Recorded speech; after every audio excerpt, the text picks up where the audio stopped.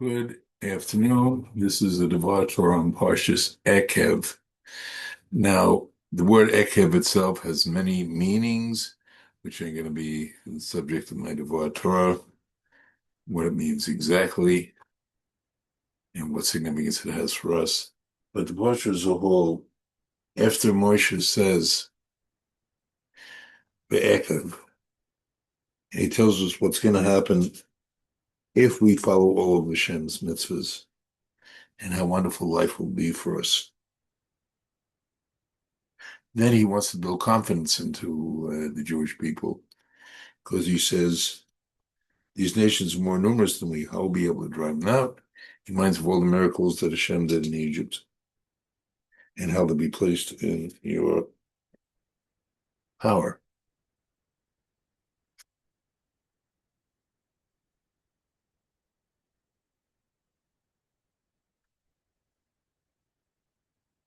And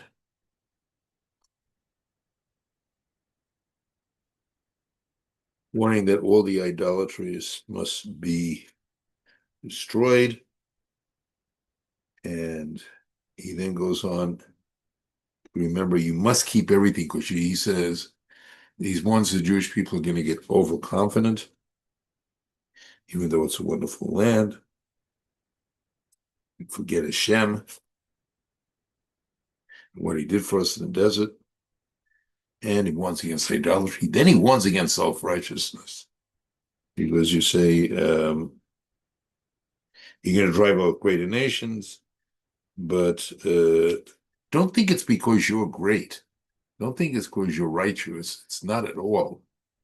They were drawn out for their sins, and you provoked Hashem many times, starting, and it goes through the whole history of the Egel Zahav and having to go receive the Torah twice, and how he had to make a second set. And then he tells him,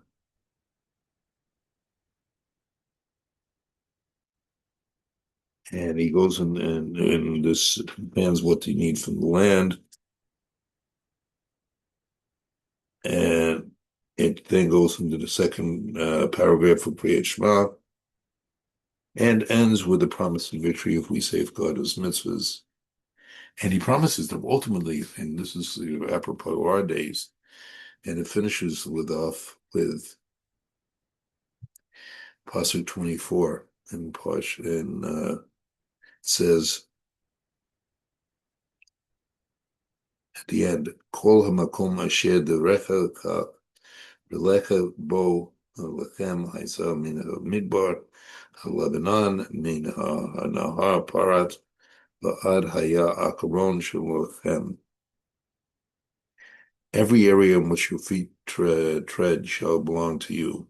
Your boundaries should be from the desert to Lebanon, from the Euphrates River, possibly as far as Baghdad, as far as the Great Sea. She's talking about the Mediterranean, today's terms. No man will stand up before you. God, your Lord, will place fear and dread upon you, upon the entire area you tread, just as he promised you. Now, the extra land of the three other nations, which is spoken to in three previous Dvar Torahs, and some Dvar Torah, previously, Dvar Torahs, will come up with the following. Even at the end of days, we'll be getting the land of the Ammonites, the Moabites, and the Edomites, and that will be the fulfillment. And that will be our boundaries fixed. We say that in Musaf Shabbat every week. We should come back and land to something where our boundaries should be fixed, which unfortunately is not quite the situation now. And what I would like to focus on is the first pasuk. Now, in that first pasuk, Haya Eikev Tashmun Et HaMishpatim Asher L'Mishmatem Tem Yasita Osam Lishmor Hashem Elokecha Lacha El Brit Ve'et Chesed Shen Nishva Lavatam Sekha. If only you listen to the laws, safeguard and keep them. then God, your Lord, will keep you in mind the covenant of love which he made an oath to your fathers. And then it goes into all the blessings you said. Now, how do you learn the word Eikev? Eikev.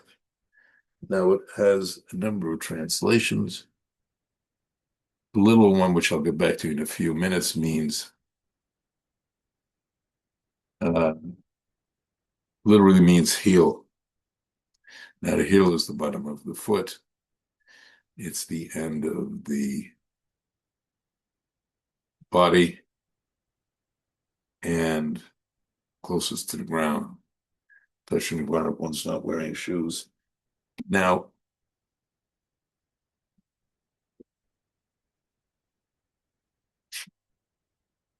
turning to the Orachaim, this Dvar Torah based on the Orachaim, Rashi, as well as a number of other sources, such as the Shar ruling and Haya Eikev. He says, he translates it, first of all, it will be because you will listen to these ordinances and you will observe and perform them. The Hashem, your God, will safeguard for you the covenant. Now, Rashi understands Haya Eikev v'tashmin im mitzvahs kalot, the light mitzvahs she'adam dash, that squashes, presses under his kavah, his heels, tashmin, listen to Hashem, Shema et Elkecha et Brit, etc. Shmor ol laka b'tak. So you should do it with faith. You should do it with faith in Hashem. Now, that word bitakon,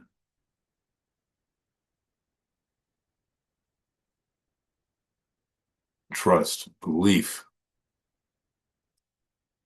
is going to have that's Rashi's explanation. Now, it's not the little explanation, it's Derek Drush, which he's saying. Now, there's 4 levels of Torah interpretation: Bishat, Remez, allusion, Drush, which is working on the using the 2 words and extrapolating from them, the Klamash Torah. And the 4th one is Sod, secret. Now, well, the Orachaim says Rashi is a good explanation, but he says it's Drush. Now, so what is being asked to focus on? I'm then going to extend it on to a different explanation of the Orachaim. But what does it mean? We must take care of every little detail. And in Shulchan Aruch, that goes from the morning till night, every action we take should be for Hashem. We do say the Torah brachas once a day to learn Torah. However, why don't we say them again? Because every action we're supposed to take, and there's a position that even at night, and when we're asleep, we're supposed to sleep half the night on the right side, half on the left side. And it's all encompassing. So if we do that, so keeping that kind of attention level for 20, literally, well, whatever number of waking hours, let's say 13, 14 plus your sleeping hours, and we're supposed to be doing that. And it's very easy to forget some of the mitzvahs or just starting to take them for granted, particularly the Berkos Yotzer, bracha, and eating and drinking, both the brachas before, bless Hashem, and the brachas after, when once already is satiated. That is very important. And Therefore, we must at all times, this applies in Rashi's time. He's explained it for all time, and that goes right down to our day. However, today, and this goes in the second explanation, where we look at Eikev literally meaning heel, and I would like to turn to that now.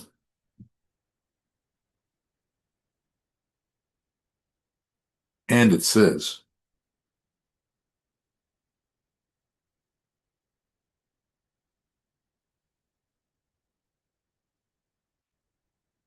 Eikev, one interpretation is because you will listen.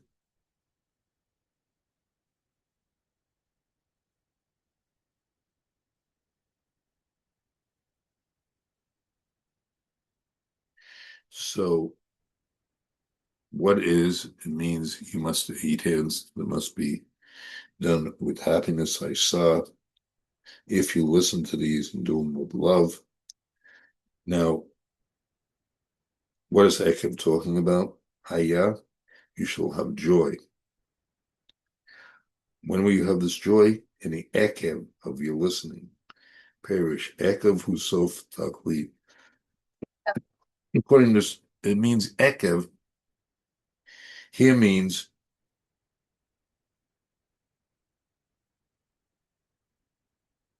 at the end, completion. Now, on the level of an individual human being, we should never be confident of ourselves, explains believe in ourselves to the end of the days, end of our life. Why? Because person, even if they've been righteous their whole life, there's still a temptation for the Yetzer Hara, Beras, and only when we can truly trust ourselves, the day we go to a person goes to the Olam Emes.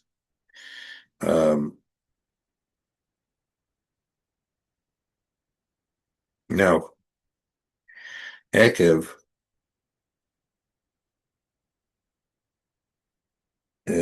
understand by Chazal, the Lashon Zed, Lashon Mishnah Be'ekuva, it means Meshika V'hu. It's fine to say Blessing uses language of the Mishnah at the end Be'ekuva, the period before Mashiach, Ki B'gama Zman Bi'aso Yikra Akuv. For the end of the period, Messini Ravens called the hills at that time.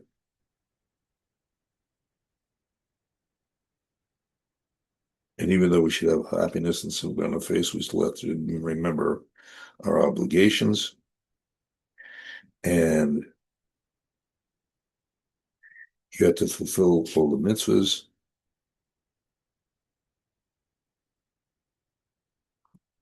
And therefore, we'll be able to stand when a person gets judged at the end of their life.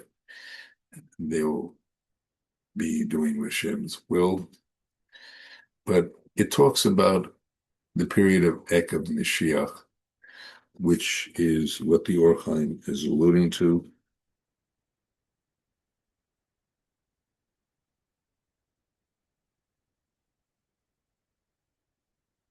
Now, there's many approaches we get that we have to be joyous, we have to be simcha.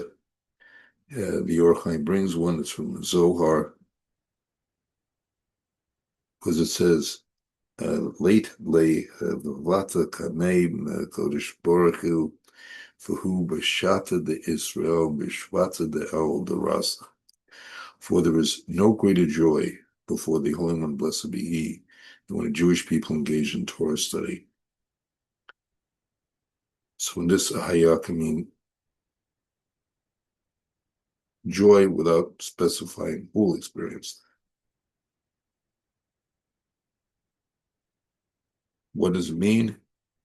It's a simcha of the Chlalot Lamale Olam, the 105th world. When Hashem is joyous, the entire world will be joyous, and that's how things will be at the end of days. Now, to get to that quality, and there's many other explanations. Another one the Orchaim gives is Eikev, you shouldn't walk slowly, you should walk with humility, and to properly learn Torah study, you shouldn't be taking wide, big steps, which shows an arrogance. And also, if you're taking small steps, you got to be doing it because you're truly humble and not just to show off to Hashem. Now, taking all that, I'd like to expand. This is what the Eikev said. Now, I'd like to expand this to a certain extent, to a different level. And so what is going to be going on at the end of the days? As I said, this part is based on Shalgo William and other sources. And what it does mean is that what we are supposed to be doing is recognize that in the period of Eikev Mashiach, there's a tremendous number of science, beyond scope of the Dvar Torah to express them. I'd probably do that further in a share. But what are our obligations? What needs to be done? First of all, taking Rashi, we have to take all the mitzvahs seriously. Now, it says, it's brought down that we are all old neshamas. Now, that means neshama has been around more than once, because to understand briefly, first of all, our neshamas have three levels. Nefesh, Ruach, and neshama. And as we work through it at each level in each lifetime, we are supposed to elevate ourselves up to those three levels. And we're supposed to do all the mitzvahs. Now, that can't all be done in one lifetime. So this is why we are all neshamas.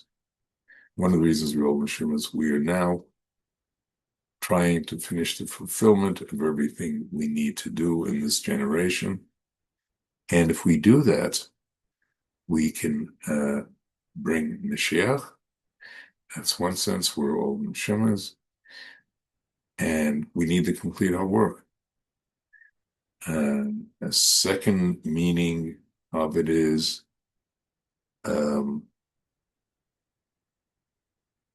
neshamas that haven't fulfilled it, the neshamas that they heal, the lowest level of neshamas, because when Adam Rishon, all the neshamas with him, many of the neshamas fell out, went into impurity when he committed the sin. But anyway, that all of these, even lower level neshamas, should all be elevated. Now, if we do all that, we will merit that we can, and also learning his deeper Torah, what is called Sod, will also help open that up. And at whatever level we're able to learn Sod, and that will finally bring forth the coming of Mashiach. Now, we are living in very strange times. I don't have to catalog those of what's been going on for the last number of years. And then such things as the whole situation with Iran. And I'd like to point out that we say in the Shabbat davening, when it's talking about what kind of Shabbat it is, and it's this, one of the things it says, it's a Shabbat of B'tachan. Now he's explaining one parish what is Shabbat of B'tachan means, that we have B'tachan in true trust in Hashem, in belief in Hashem, and it's talking about the period we're in now, Eikev Mashiach. As we are now in a very important time of the year, we've passed the first half of Av, Tuvav, we just passed Tuvav, which is when the whole month of Av turns around. And we are now we're in 7 Shabbats, period of 7 Shabbats, as we're working towards El and Rosh Hashanah. And we start both the positive while doing tshuva. No, one does not have to wait to Yom Kippur for that. It's a whole process. And may we elevate that, tshuva. But on a positive sense, we may be building Torah and mitzvahs, doing with simple as I described. I would like to wish everybody a good Shabbos and Shabbat Shalom.